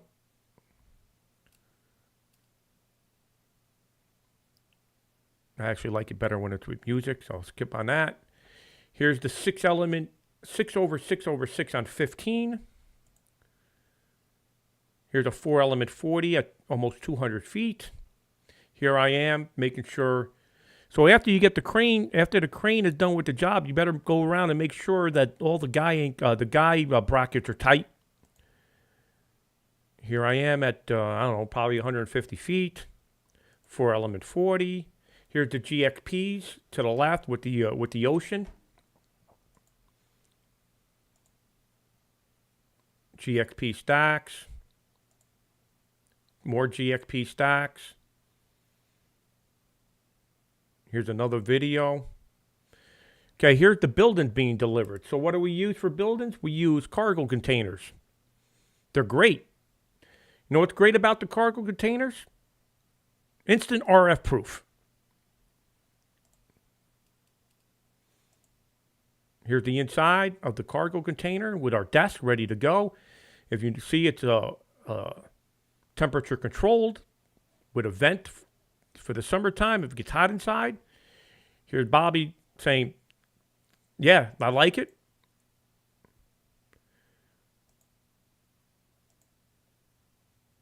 Now we're going to put up the 80-meter 4-square.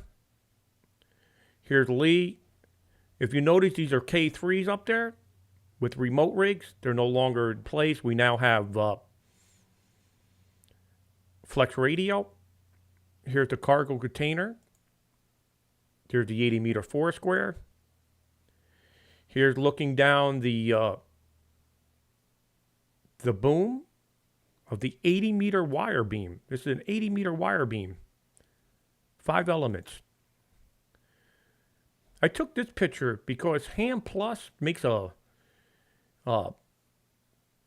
stack match for 4 antennas. The reason I took this picture is they give you no room to get your fingers in there to turn the coax connectors to get it tight. I'm like, what? The people in Brazil must have tiny hands because my hands could barely get in there. Here's the road.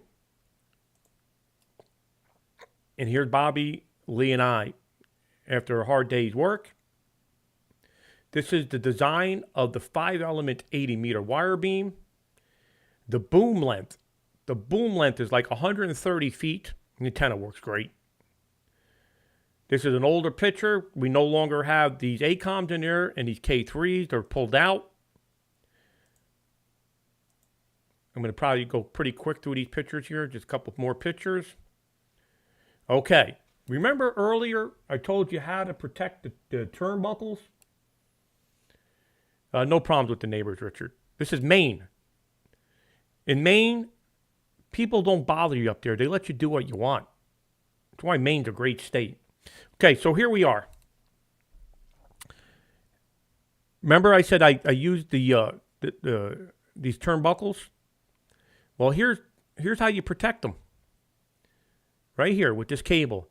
If a turnbuckle ever failed, which it's not, which is very rare. I have never seen one fail unless you're using cheap turnbuckles from Home Depot. You just put a cable all around everything. And that's it. It's protected. These turnbuckles, even if they snap, which they're not, you have protection. And so what I do is I take a piece of rebar. You see this rebar?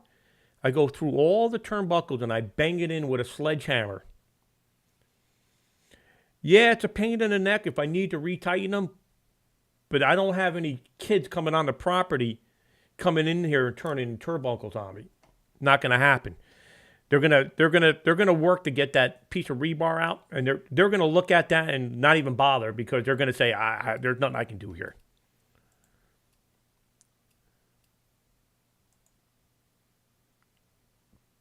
Nice little frost on top of the blueberry fields. There's the GXPs that somebody was asking about earlier that got me going on this 2-hour-long video here. Here's the camper that I was talking about. So, I think one of the contests, I think it was WPXCW, I came up to the site and I operated from inside the camper while the other 15 operators operated from around the U.S. The inside of the trailer. 2 more pictures. Here's my wife Lori to the left. Here I am to the right with our camper. We actually went up there and spent 5 days in the camper. We actually took a vacation on the property. Here I am putting some steaks on the grill. Here's a panel. Here's the cargo container. Here's the inside of the cargo container. Here's the other cargo container. How we get everything wired in. This cargo container is not insulated like the other one. I'm moving pretty quick here because I don't want to bore people any longer. Here's the K0XG rotating base.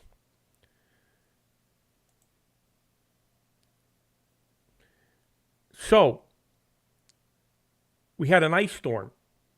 And this is the only time a GXP's ever been damaged. But it's not the reason you think it is. What happened is, I have the 5-element 80-meter wire beam between the 2 towers. And it's on Philly strand. The ice broke the 80-meter wire beam, and it got tangled up in the elements on the 3rd antenna and the GXP and bent some of the elements. So Waldeck was kind enough to send me replacement elements at no cost. There was a couple elements. And we trammed the antenna down and just fixed the elements. It wasn't a flaw of the GXP. It was the 80-meter wire beam getting tangled up in the elements. Here I am tramming the GXP back up to at 125 feet. Here I am on the tower, I think. Here's the 5-element 80-meter wire beam I was telling you about. So after we repaired the GXP, we went with a much thicker Philly strand between the 2 towers. And this is at 150 feet, 5 elements on 80. Then the crew came back. So this is Rockwell, WW1X, and this is Lee, WW2DX. Really smart guys, way smarter than I am, especially when it comes to the IT stuff. So here we are. We spent 1 day. All it took was 1 day. We came in, we implemented 4 flex radios and 4 expert amplifiers. And here's Rock coding away. That's what he does best. Here we are in the next building. We're putting in the flex radio, expert amplifier. And this is what it looks like. Nice, clean installation. 2 flex radios, 6600. 2 expert amplifiers on the desk.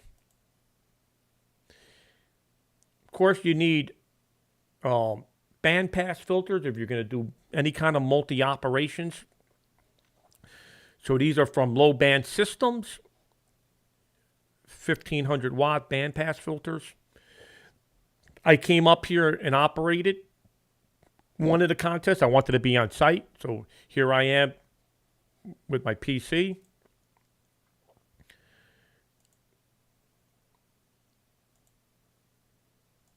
Running through some videos here, pictures, I mean.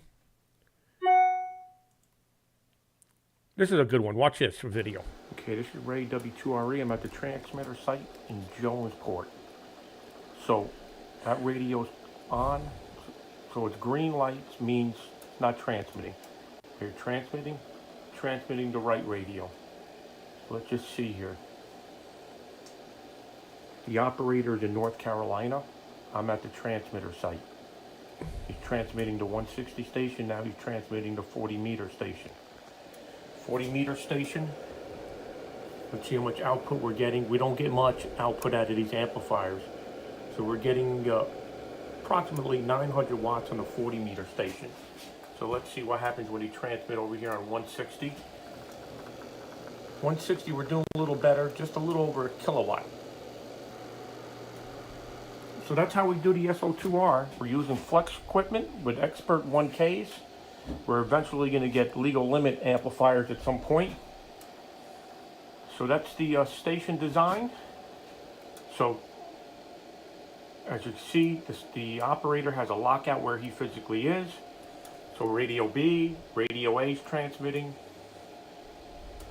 Radio B is transmitting. Radio A is transmitting. We got our passband filters in here, and this is the station setup in the cargo container, Ray W2RE. Okay, so let me go back to the original question. Why do we use Gxp antennas? That's why. We like dependability, we like reliability, and we need something that survives the winters. I would love to buy American made, but there ain't anything out there that meets our needs. We need multi-band antennas. We need mono-band antennas. We need tri-band antennas. And there's nothing in the U.S. that meet our expectations. And Gxp out of Poland, they're really good antennas. For a matter of fact, we bought so many antennas from Gxp. The owner asked me if I would be a U.S. distributor for Gxp antennas. I said, sure. Trust me, I'm not making a ton of money at it. I'm actually just doing a favor for Waldeck. I make a small profit, and it's very small, just to help the guy out because, you know what, I believe in his product. And it's really, really good. So, I've been on for 2 hours. I started off as 9A5USA United Sugar Alpha. My internet was pretty bad. So we went on. I got so many